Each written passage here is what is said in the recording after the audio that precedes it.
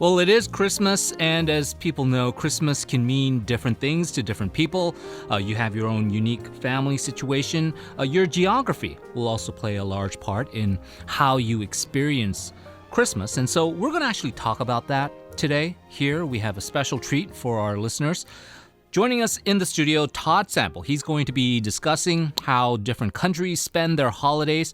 Todd Sample is the CEO and co-founder of Eathentic. This is a Seoul-based company which introduces authentic international food and culture via social media and events. Todd Sample, thank you for joining us, and Merry Christmas. Merry Christmas to you, Henry. It's a great pleasure to be here today. Thank you. Well, we certainly appreciate you joining us on a holiday. KOREA24 is broadcast around the world.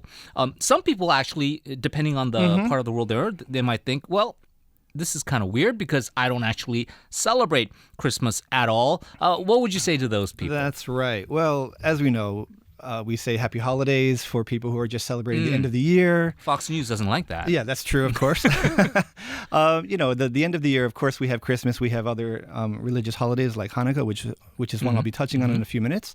But in general, the end of the year is a good time to just look back on the year that's passed and see what we've done and what we've done well and what we'd like to looking forward to the next year, what we'd like to do better. Right. And that's an important point because, yes, there is a spiritual, there's often a religious element to Christmas, but it doesn't have to be there. There's certainly a strong secular element to it. Some people might say too commercialized, but those are sort of things we'll touch upon. We were talking before we went on air. You're originally from the U.S. as well, Yes. but you've actually lived here for well over 20 years. Yes, so that's correct. You can almost say this might be a second home, or even where you've spent almost half your life. Yeah, actually now we're over half my life. So, But, you know, the cliche, right? Korea's changed quite a bit. It has changed it's transformed. quite a bit. Yes, it has. But it has also gone through a bit of an evolution on how it celebrates Christmas as well, right? Yes, of course. I think when I first came here in 1995 and spent my first Christmas here, Christmas Day was not really even important at all. It was Christmas Eve. And so that was somewhat surprising for me because, of course, we have Christmas Eve back home, but it wasn't the main focus of the holiday. I remember Christmas cakes. All the bakeries here sold Christmas cakes, and you would always see couples walking around the street. Only couples, it wasn't really a family holiday. Couples walking around the streets holding a Christmas cake. And so that was the one memory that I remember from back then. Of course, moving ahead 23 years, and as you said, there has been an evolution here. And I think Christmas in Korea is still not entirely a couple-focused holiday, but still couples are a really important part of it. Sure. But the religious aspect has become a little bit more mainstream, I think it's safe to say. And when I first came here in the streets, on the buildings, you would never see any Christmas decorations. But now, many of the main buildings in Seoul, they have Christmas decorations, end of the year holiday decorations. So yeah, it's changed a lot. Now there's much more Christmas spirit in Korea. Yeah, it definitely feels more Christmassy, I guess we can say. You alluded to this briefly, and you mentioned the religious aspects of Christmas as well. But in the U.S., if you're from there, often these two holidays are synonymous with each other. Can you just describe Hanukkah for us? Sure. Well, for our Jewish friends who are listening all around the world, Hanukkah is a holiday which is celebrated over a period of 8 days and 8 nights, actually. And generally, the period of time it takes place is the end of November or sometimes through the mid-month of December. And really interesting is that this holiday goes back a really long time. In fact, we're looking at 138 BC. Is when the holiday started, and this year marked the end of a war, and the end of the war called for the rededication of a temple, and the celebration of that rededication has become synonymous with the holiday. And so, what people did at that time was they wanted to let passersby know that this temple had been rededicated, and so they light candles, one candle every day for 8 holidays. And it's It's an interesting. I'm not Jewish. I don't think I grew up with any Jewish friends in my neighborhood, but I do remember learning about the holiday. And now, having lived overseas for a long time, I have more Jewish friends and acquaintances. And I know that there isn't a huge Jewish community here in Korea, but there's not a small one either. There's a synagogue here. There's a rabbi, and of course, as that number has grown, the celebrating of the holiday has also increased here.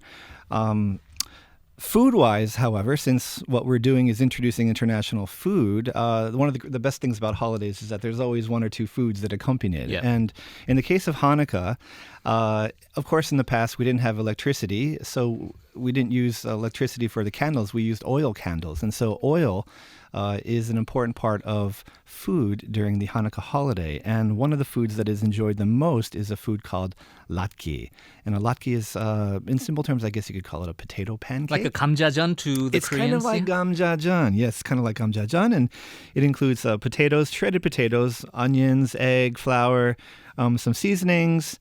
And then it's served with sour cream and applesauce. So I think in the States where I'm from, probably New York, if you're interested in eating a genuine latke, going to New York or another large city where there's a larger Jewish population, that's a really good place to try real authentic latke. Here in Korea, I don't know if it's possible to, unless it's a homemade one, if you have a Jewish friend.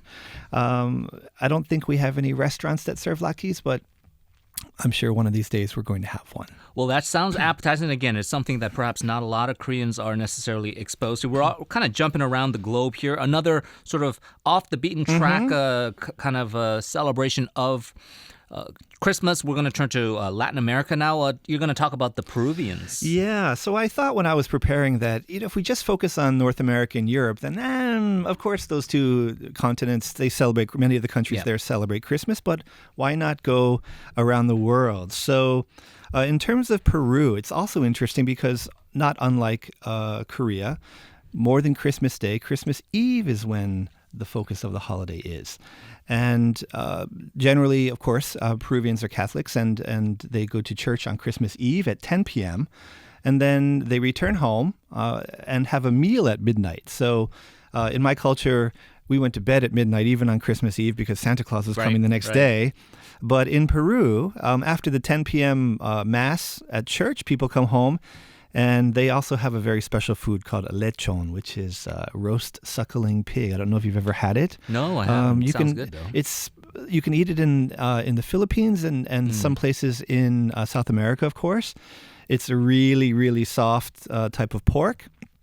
And in addition to lechon, they also enjoy tamales. So tamales are kind of a masa dough, which is wrapped in a corn husk and then steamed. And so it's a really important part of that country's holiday food festivities. Of course, children too. When we think about Christmas, we can't leave the children out. So hot chocolate in Peru is a very common way of celebrating the Christmas holiday. And young people, they drink hot chocolate, but not just hot chocolate. It's actually spiced with cinnamon and cloves added to it. So it sounds kind of interesting. Doing some research about how Christmas is spent in Peru. There are actually places there called chocolatadas where people they go there to drink hot chocolate during the Christmas season, and they also eat panettone, which is a bread that's not just popular in South America, it's popular in Italy as well. It's kind of a sweet bread with dried fruits in it, and panettone is what it's called in other places, but they also enjoy that in Peru. So, of course, after the children go to bed, then the parents, where I'm from, they wrap presents and got frustrated at how difficult it is to put some of these toys together. But in Peru, after the kids go to bed, the parents start dancing, and they dance until morning. So Christmas is kind of a quiet day. Yeah, that sounds where a little everyone's bit sleeping. more less stressful for the parents Sure. to enjoy. You mentioned Peru, much of Latin America with a strong Roman Catholic background. We're going to turn to a European country now, Greece, which we know has strong ties to the Orthodox Church. Yes, How do they that's correct. celebrate it? Well, actually, one of the reasons why I chose Greece is my mother's father was born in Greece, and so I have a connection to that country, and I actually studied abroad out in Greece. So I love it there, and I enjoyed my time there. And of course, Christmas. What's interesting about Christmas, and I think if you look at like the UK as an example, Christmas, rather than Christmas Boxing Day, the day after Christmas is the more important holiday. In Greece, they also have the 12 days of Christmas, but more so than Christmas, the Epiphany, so the 12 days after Christmas when historically the three kings arrived. So what Greeks do traditionally, it's kind of an interesting custom, and I think it's always interesting to look at the customs country by country to see how they're different. Greeks traditionally keep a fire going in their house for all 12 days. And the reason why they do this is they want to ward away evil spirits, which might just enter through the chimney. Kind of interesting, isn't it? Yeah, it's sort of the anti-Santa Claus. The anti-Santa Claus, right. So I don't exactly know why they're trying to get into the house via the chimney, maybe to screw up the plans for the following year. But anyway, that's the traditional holiday. So if you go to Greece during Christmas time and you see people having fires on in their fireplaces in their homes, you'll understand why that is. So food-wise, and doing the research for this project, I remember the food that I found. My mom used to make it. She still makes it. It's great. It's called avgo lemono soup. And avgo is egg and lemono is lemon.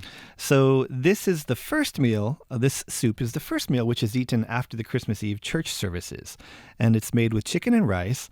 But the mixture of eggs and lemon. So I'm not sure if you are a cook, but mixing eggs and lemon results in curdling often if you don't do it the right way. So making this soup takes a long time, and you have to make sure that the eggs and the lemon juice don't mix badly and curdle together. But if you do it right, the taste is it's creamy and a little bit lemony at the same time. Right. It's a really beautiful taste. Yeah, and that's really a fascinating look, because we can see that there are some personal elements in it for you as well with your background. But I think we're going to maybe bring it home for the final segment here with Christmas and how you spend it. And I think maybe a lot of the Americans who are listening could also relate to how you spent it in Pennsylvania. Exactly. Well, we had a Christmas tree, of course, and we never believed in having a plastic Christmas tree, an artificial Christmas tree. What we did is, having grown up in the countryside, we actually went to a Christmas tree farm,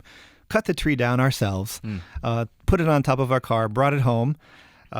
We set it up and we decorated it, and usually that was about 2 weeks before Christmas. And so for 2 weeks, you have a beautiful smell of pine needles in your house. Right. The Christmas presents are placed under the tree, and we woke up at crazy hours in the morning and ran upstairs to our parents' room and said, Santa Claus came. And then we went down around 5 in the morning and started ripping things open, and we're all finished with that by 8 a.m. And I think the parents wanted to go back to sleep at the time. Food-wise, though, my Christmas memories are Christmas cookies. So my mom, she made Christmas cookies, all different kinds of cookies. We had so many cookies. I'm surprised I'm not heavier than I actually am. But just cookies and cookies and cookies and cakes and different types of rolls. And so for our family, growing up during Christmas time was always surrounded by sweet things. So that's one of the memories that I'll continue to have of my childhood. Dinner-wise, ham dinner, Christmas ham. Yeah, okay. Christmas So it ham. wasn't necessarily the facsimile of Thanksgiving that a lot of other families sort of have as a Christmas think dinner. we probably went in a cycle like, last year was ham, this year was Thanksgiving. But generally more so because since we have turkey, if you have turkey once a year, that's usually enough, because when you have it at Thanksgiving, it often lasts into 2 weeks before Christmas because there's so much meat. But Christmas ham, and the Christmas ham is slightly smaller, but still there's a lot left over. And so for 2 weeks until the middle of January, you're still eating ham soup or ham sandwiches, things like that. So You know what? I think this is a cliche, but we probably just barely scratched the surface of how people around the world celebrate Christmas, but really kind of get a snapshot of how diverse the celebration really can be. Todd Sample, I want to thank you very much for all the research you did coming here, joining us on a Christmas Day, and hope to have you back again soon. Thanks a lot. Thank you very much, Henry, and Merry Christmas once again. Merry Happy Christmas. New Year to everyone around the world listening.